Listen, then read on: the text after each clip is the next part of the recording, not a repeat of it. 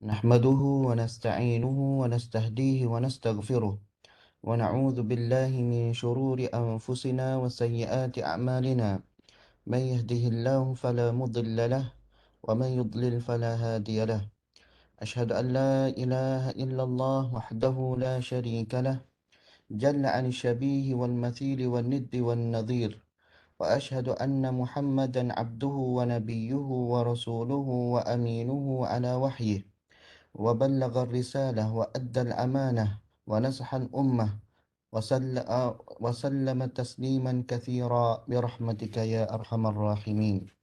أهيئكم أيها عشاق لرسول الله صلى الله عليه وسلم ومحبي لسنة نبينا محمد صلى الله عليه وسلم بتحية الإسلام. السلام عليكم ورحمة الله وبركاته. Alhamdulillah, dapat kita bertemu lagi pada hari yang penuh barakah ini. Jadi kita akan teruskan lagi pengajian kita, dan kita ingin mengambil ibrah, kita ingin mengambil pengajaran al-fiqh daripada sirah Nabi sallallahu alaihi wasallam. Daripada pengajian kita pada hari ini, suka Ustaz nak kongsikan berkenaan dengan satu peristiwa yang sangat besar yang berlaku kepada junjungan besar Nabi kita Muhammad sallallahu alaihi wasallam. Sebagaimana yang telah dibentangkan oleh sahabat-sahabat Intum hari ini, bahawa setelah berlakunya perjanjian ataupun piagam Madinah yang dilaksanakan oleh ataupun dimeterai oleh junjungan besar Nabi kita Muhammad sallallahu alaihi wasallam. Setelah itu, maka bermulalah satu negara. Bermulalah pemerintahan Nabi kita Muhammad sallallahu alaihi wasallam di bumi Madinah, membawa dimensi yang berbeza daripada dimensi yang berlaku kepada hayat kehidupan Nabi kita Muhammad sallallahu alaihi wasallam di Mekah.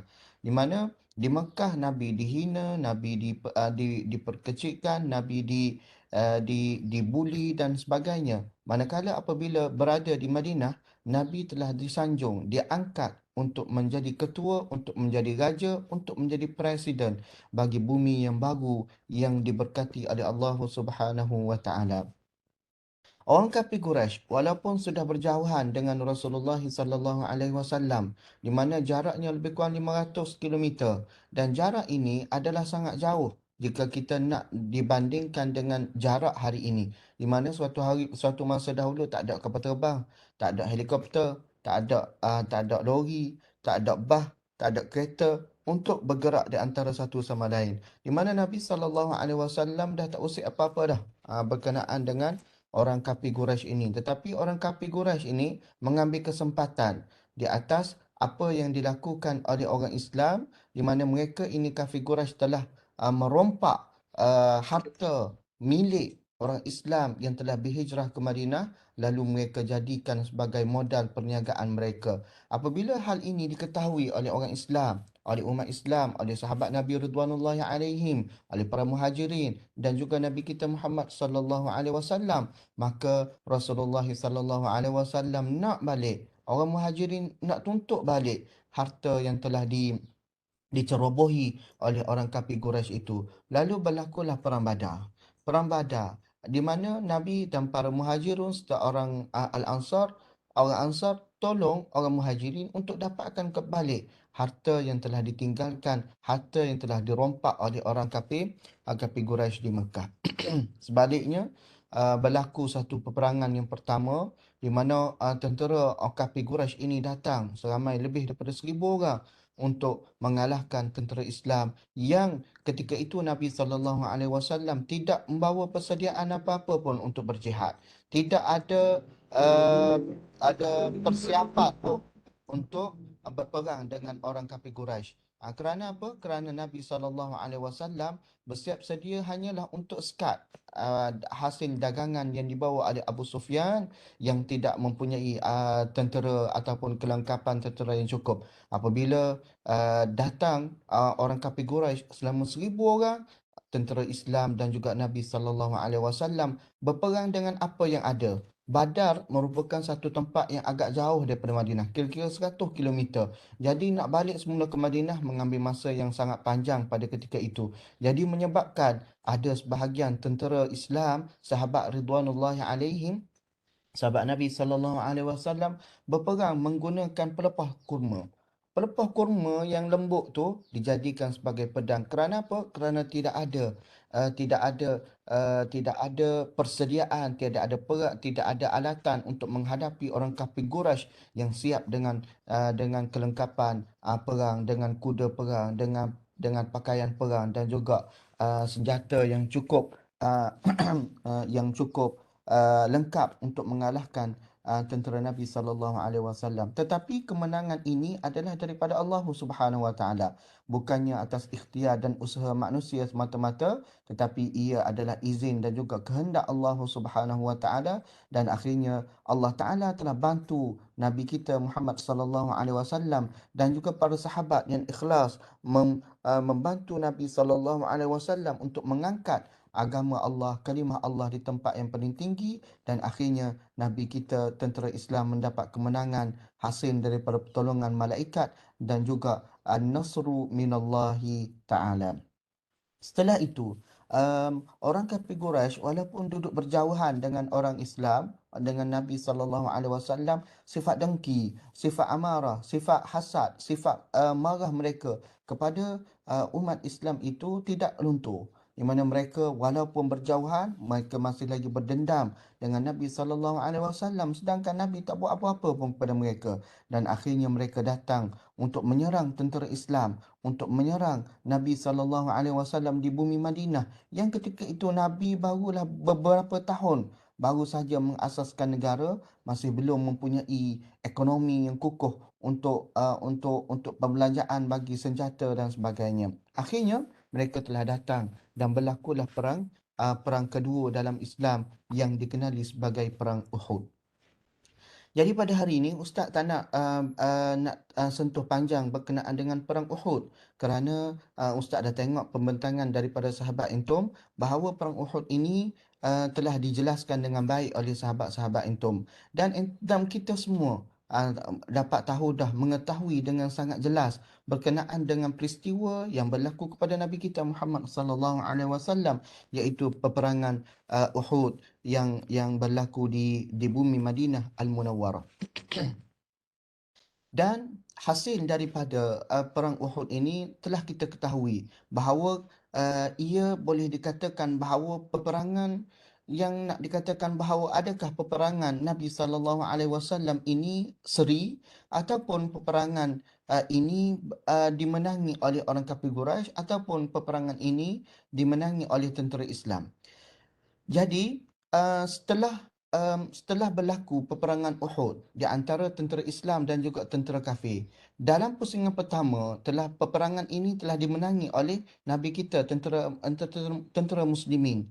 Dan orang kafir Quraisy ini masa itu dipimpin oleh Khalid Al-Walid, merupakan seorang jeneral perang yang sangat bijak, yang sangat cerdik, di mana mereka pun berundur dan mereka pun pusing dak serang Nabi sallallahu alaihi wasallam daripada arah belakang, daripada arah yang bertentangan, menyebabkan tentera Islam kucak-kacir dan juga tidak menyangka ada serangan yang dibuat oleh tentera kafir Quraisy pada ketika itu.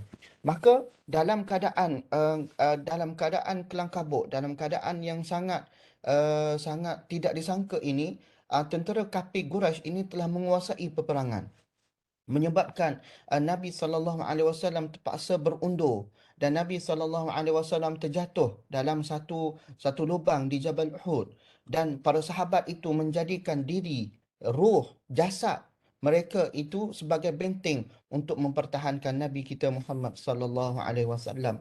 Dalam peperangan Uhud inilah di mana peperangan yang menyebabkan sangat ramai, seramai 70 orang sahabat Ridwanullahi alaihim yang terkorban, termasuklah pak saudara Nabi sallallahu alaihi wasallam yang sangat dicintai oleh Nabi, iaitu Hamzah bin Abdul Muttalib.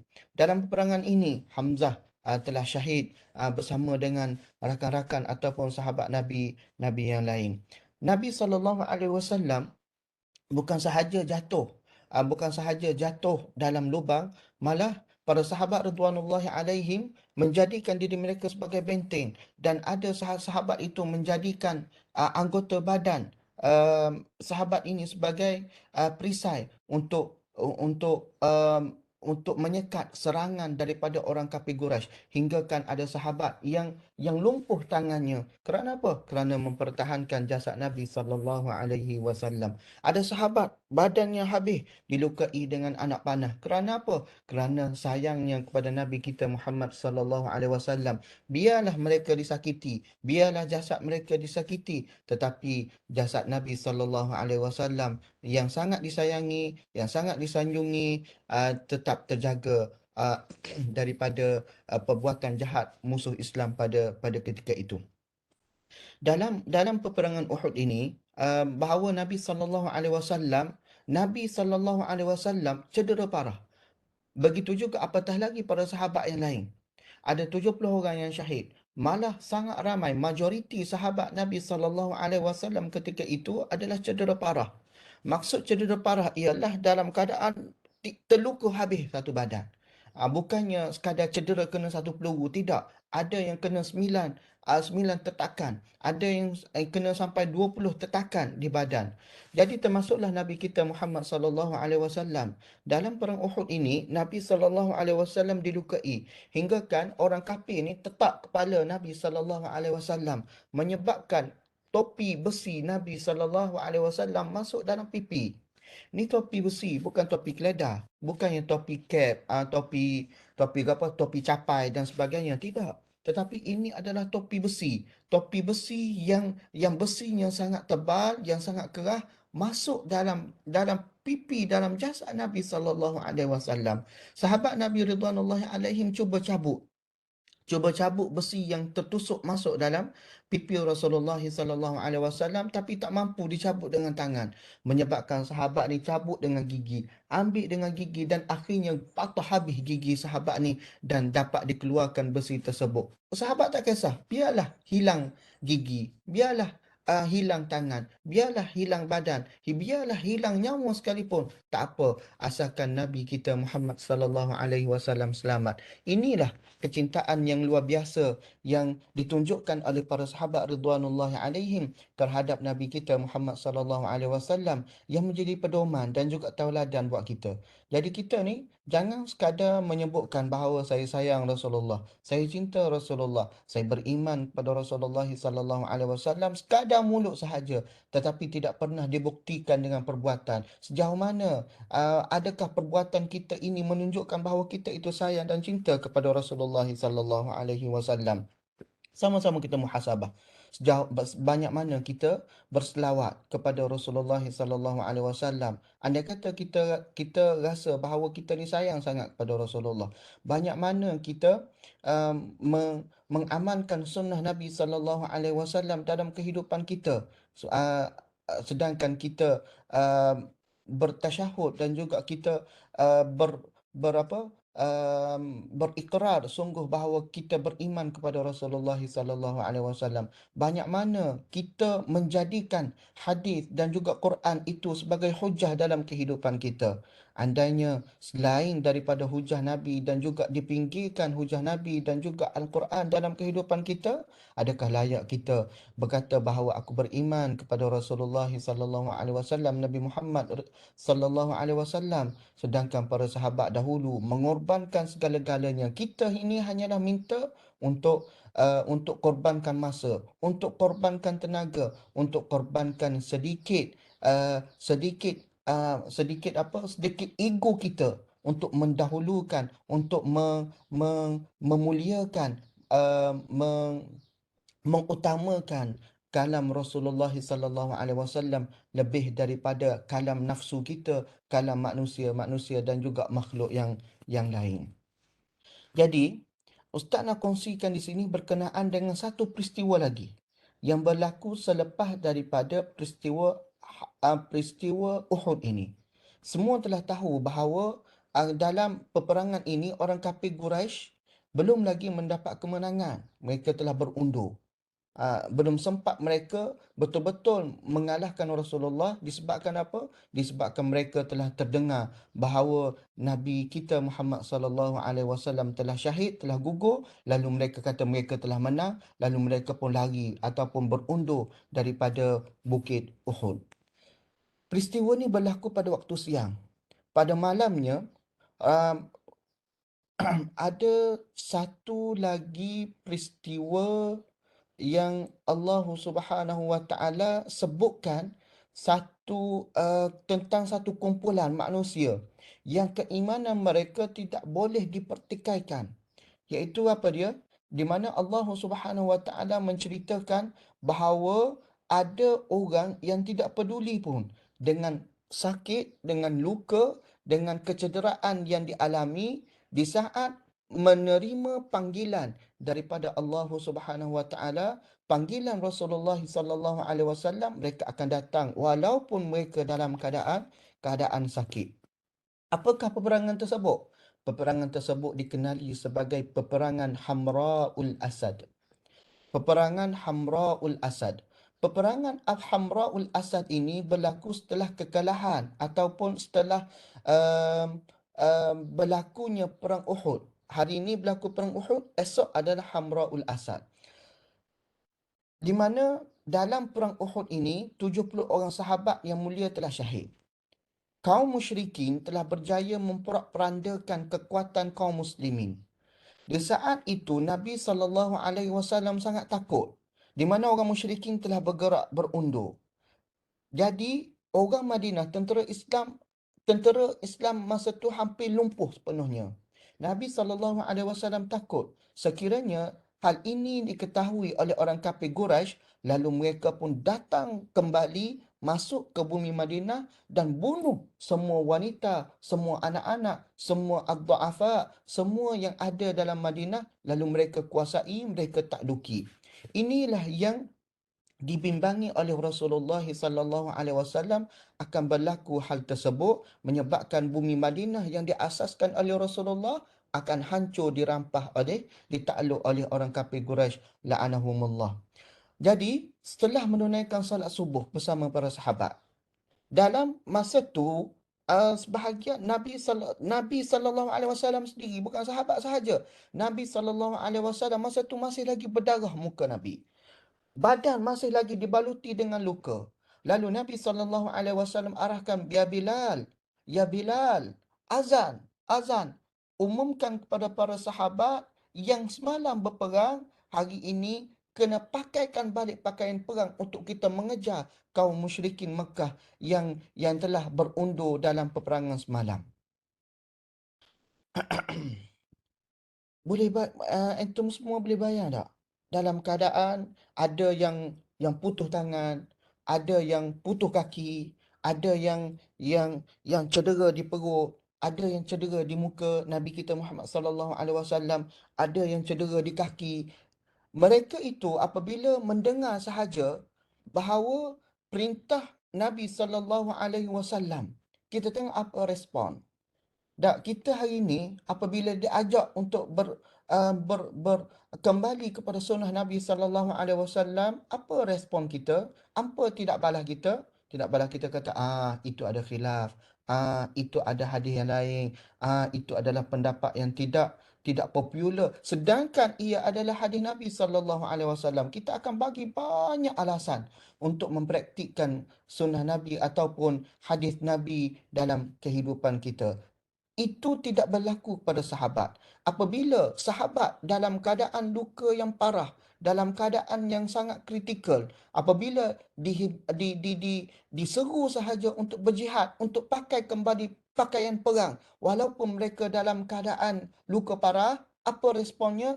Tengok Sa'ad bin Mu'az. Apabila mendengar sahaja, lalu Sa'ad bin Mu'az yang merupakan penghulu ataupun ketua kabilah bagi kaum Ansar, segera pakai pakaian perang. Lalu saat memerintahkan kepada orang Ansar supaya ikut serta bersama dengan Nabi sallallahu alaihi wasallam. Sa'ad ibn Mu'az pernah berkata, aku menyaksikan darah di tubuh para sahabat masih lagi merah. darah masih lagi mengalir. Malah majoriti Bani Ash'al terluka. Bahkan semua sekali daripada kabilah Sa'ad ibn Mu'adh ni luka teruk dalam peperangan Uhud yang berlaku semalam. Walaupun begitu, walaupun darah masih mengalir, mereka segera memakai pakaian perang. Kerana apa? Kerana menyahut seruan Nabi sallallahu alaihi wasallam. Usaid bin Hudair yang ketika itu derita dengan tujuh luka yang berat, tujuh luka yang dalam, yang urat hampir putus. Bangkit berkata, aku menyambut seruan Allah dan Rasulullah sallallahu alaihi wasallam. Lalu bangun dalam keadaan darah mengalir di atas tanah. Itulah para sahabat ridwanullahi alaihim. Sa'ad ibn Ubadah datang kepada kaumnya dan mereka menyambut dengan siap siaga. Abu Ubadah datang serta mengubati luka mereka lalu segera menyahut seruan Rasulullah sallallahu alaihi wasallam. Ada dalam satu hadis menceritakan bagaimana Bani Salimah. Bani Salimah ini keluar dengan 40 orang yang cedera parah. Bani Salimah ni yang ikut serta dengan Nabi sallallahu alaihi wasallam dalam perang Uhud, apabila Nabi sallallahu alaihi wasallam ajak nak perang kembali, nak pergi korbankan jiwa, mereka datang seramai 40 orang dalam keadaan cedera parah. Antaranya ialah Tufail ibn Nu'man yang ada 13 luka pedang. 13 luka pedang di merata badan. Yang masa tu luka masih lagi berat. Luka masih lagi dalam keadaan yang sangat dahsyat. Bakhrash ibn Ashmah dengan derita 10 luka. Ka'ab ibn Malik belasan luka.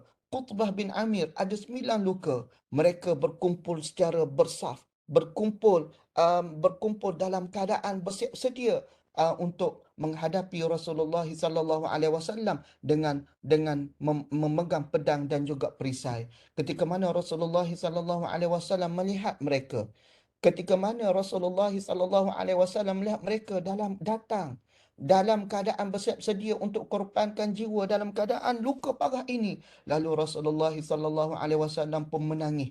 Rasulullah kata, "Ya Allah, sayangilah kami sebagaimana engkau menyayangi sahabat Nabi Muhammad sallallahu alaihi wasallam."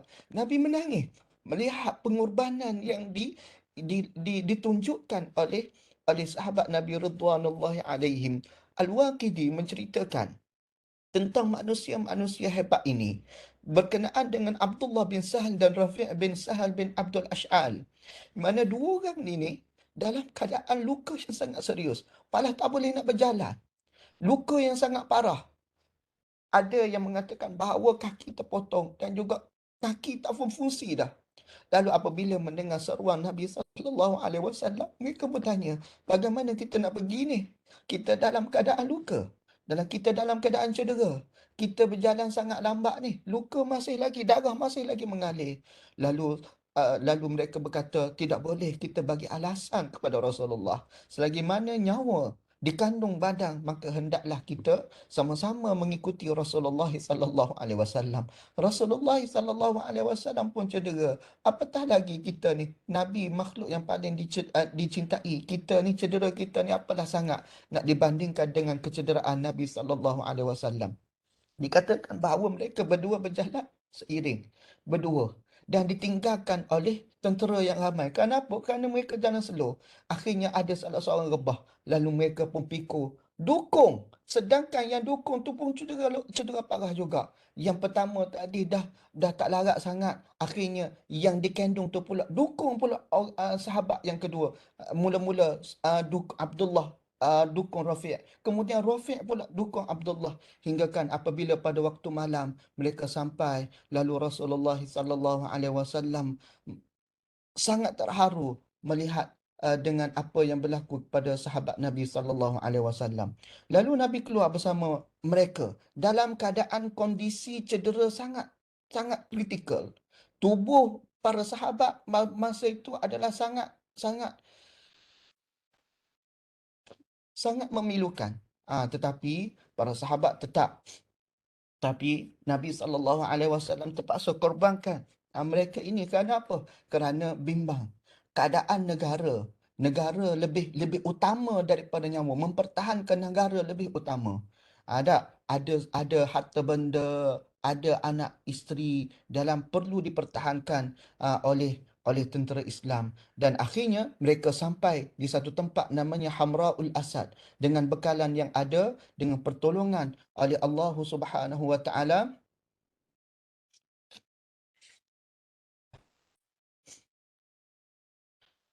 Di mana Rasulullah sallallahu alaihi wasallam um, memberi semangat kepada sahabat untuk mempertahankan negara, dan Hamraul Asad, satu tempat yang tidak jauh daripada bandar Madinah, menjadi saksi sejarah tentang keahlian Nabi sallallahu alaihi wasallam merancang strategi perang. Dan akhirnya orang kafir Quraisy melihat tentera Islam kejar, lalu mereka pun meninggalkan bumi Madinah dan balik semula ke Mekah, dan akhirnya bumi Madinah selamat, dan akhirnya menjadi pusat pentadbiran negara, dan Madinah telah dapat menakluki Mekah dalam peristiwa pembukaan kota Mekah um, selepas daripada 7 tahun ataupun 6 tahun setelah peristiwa yang berlaku itu. Itulah peristiwa yang berlaku kepada junjungan besar Nabi kita Muhammad sallallahu alaihi wasallam, yang perlu kita ambil hayati, bahawa perjuangan untuk menegakkan agama Allah, perjuangan untuk mengangkat kalimah Allah Subhanahu wa taala tidak dibentangkan dengan permaidani merah. Malah perjuangan dakwah Nabi sallallahu alaihi wasallam dihiasi ataupun dipenuhi dengan ranjau, dengan duri-duri yang akan melukakan diri kita. Oleh itu, saya harap sangat antum semua dapat mengambil iktibar pengajaran daripada apa yang berlaku kepada Rasulullah sallallahu alaihi wasallam dan juga para sahabat radhwanullahi alaihim.